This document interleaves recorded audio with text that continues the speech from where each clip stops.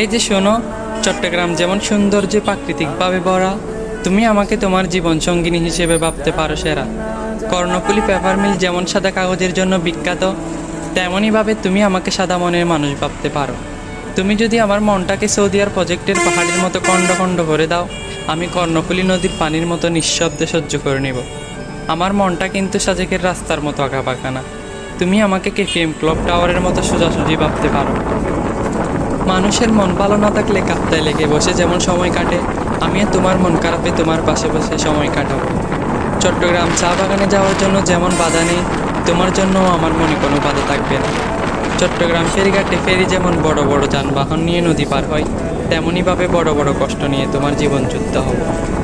তুমি আমার সাথে হাজার ঝগড়া করলেও আমি সব মেনে নিব, কারণ আমি বহদ্দার হাটে জেমে পড়ে থাকা মানুষ। আমি কিন্তু হাবিব ভাইয়ের মতো জোরে জোরে বাইক চালিয়ে তোমার কাছে যাব না। আমি তোমার মনে ওইভাবে যাব যেভাবে কচ্ছপ খরগোশের কাছ থেকে জয় পেয়েছি। বিমানে ভ্রমণ করার মতো সামর্থ্য হয়তো আমার নেই, তবে আমি ইকো পার্কের কেবল